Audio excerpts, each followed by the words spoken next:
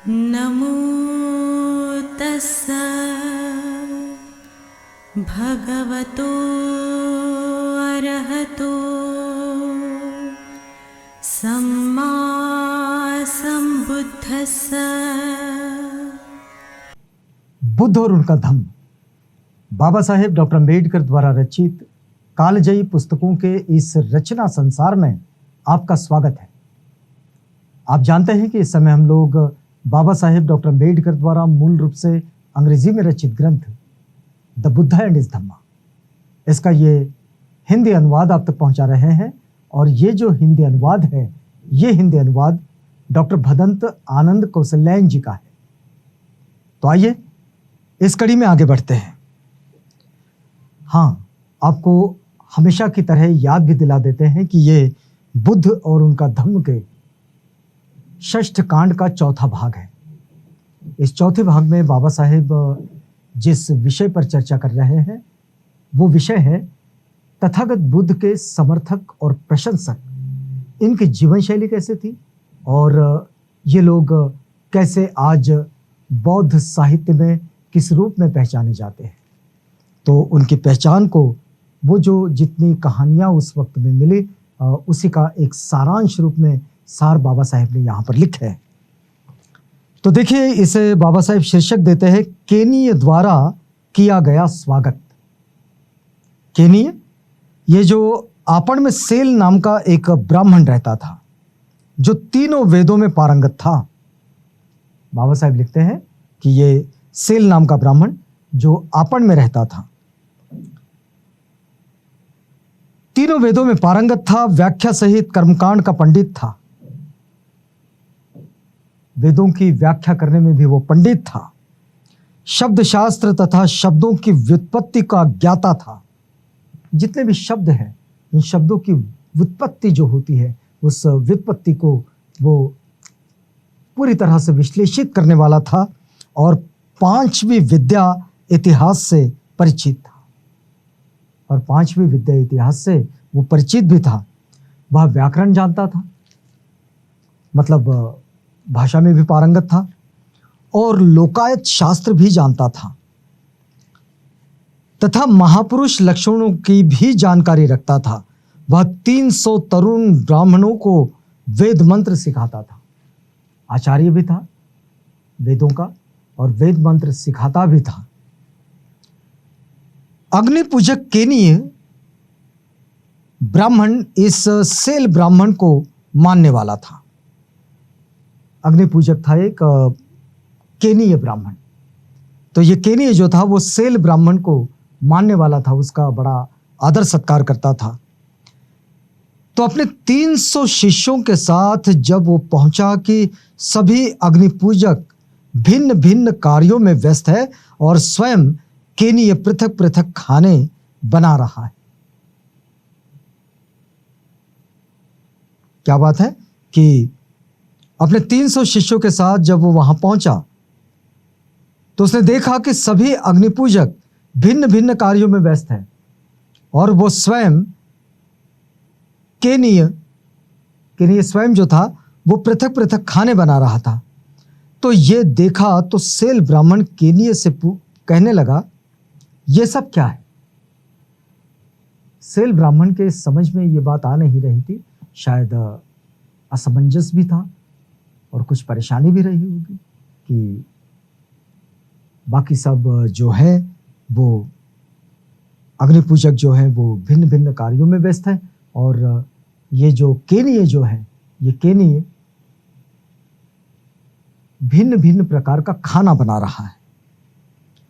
यह देखा तो सेल ब्राह्मण केनीय ब्राह्मण से बोला, ये सब क्या है?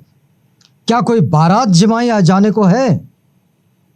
क्योंकि वो पूरी सारी जो तैयारी थी, वो तैयारी को देखकर ऐसा लग रहा था कि यहाँ कुछ कार्यक्रम का, किसी समारोह का आयोजन है।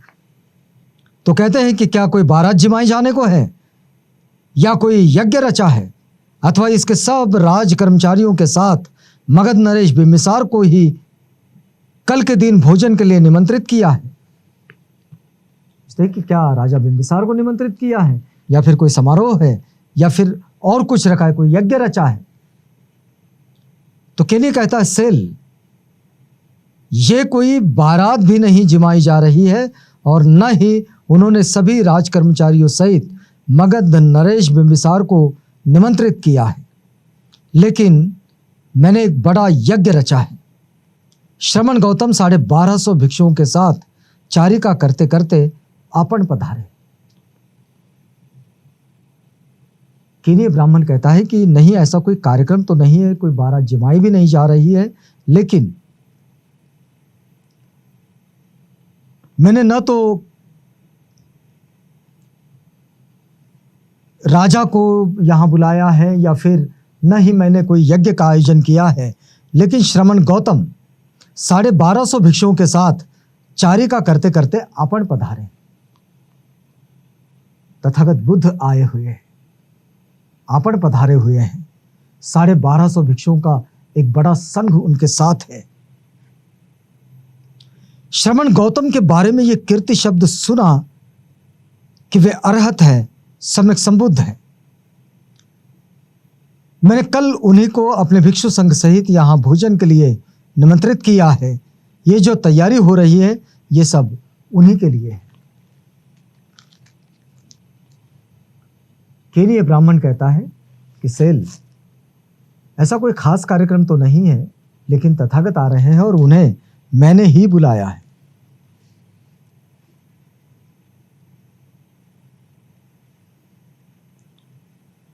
तो सेल ने प्रश्न किया, केनीय, क्या तूने कहा कि वे सम्यक संबुद्ध हैं?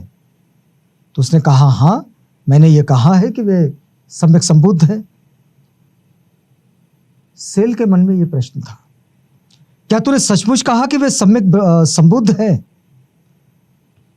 तो केनीय कहता है, हां, मैंने ये सचमुच कहा कि वे सम्यक संबुद्ध हैं। तो इस तरह से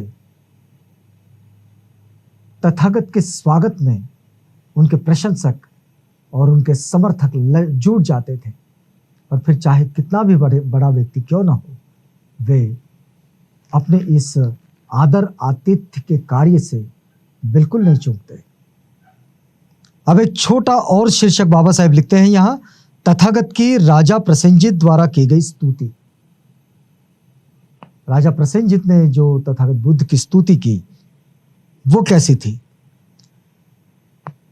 तो एक बार भगवान बुद्ध श्रावस्ती में अनाथपिंडक के जेतवनाराम में ठहरे हुए थे। यहां तथागत बड़े लंबे समय तक ठहरे, और हमने पिछली कड़ियों में देखा कि किस तरह से अनाथपिंडक ने कुमार जेत से जमीन खरीदकर, कुमार जेत ने उस पर विहार बनवाकर ये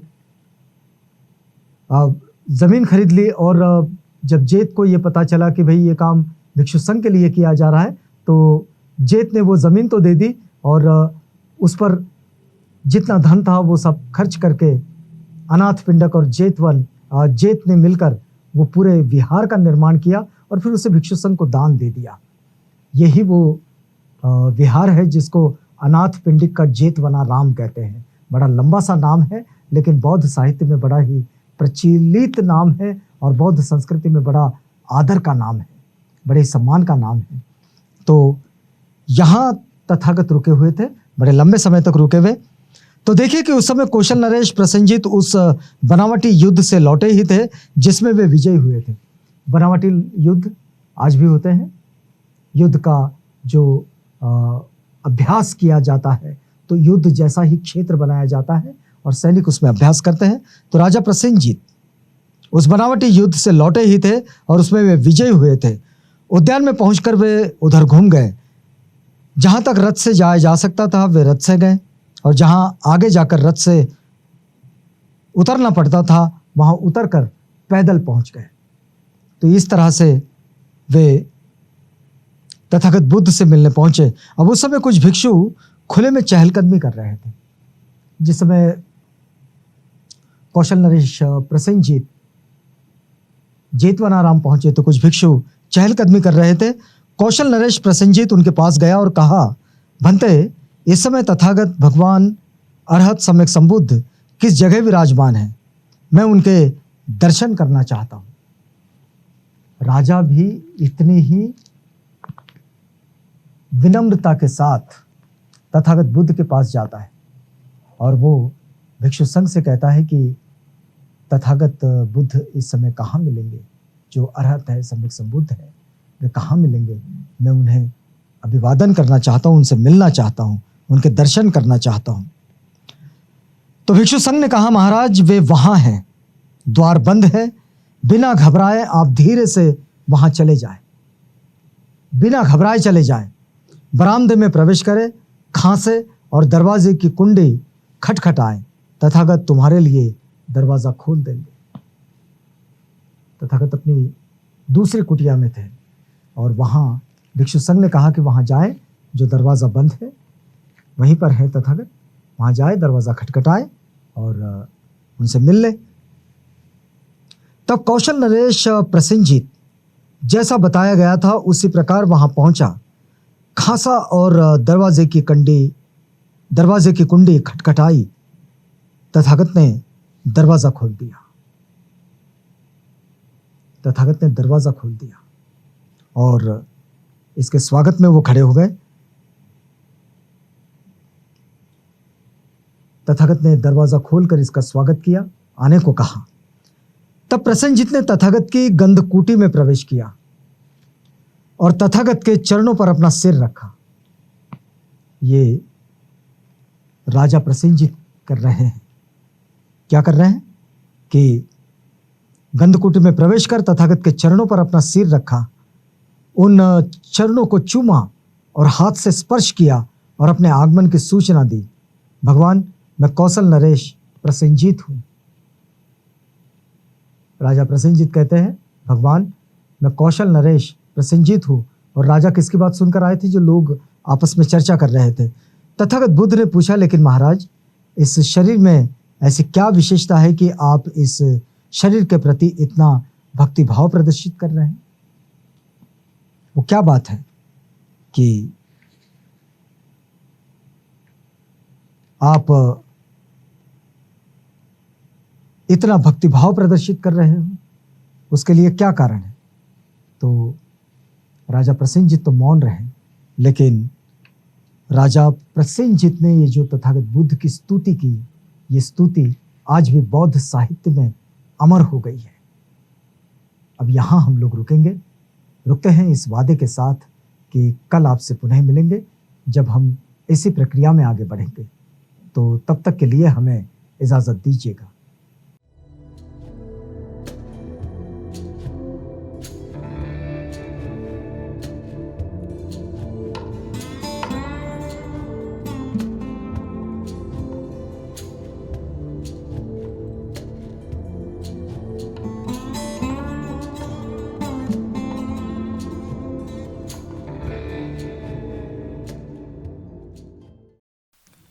बुद्ध और उनका धम्म।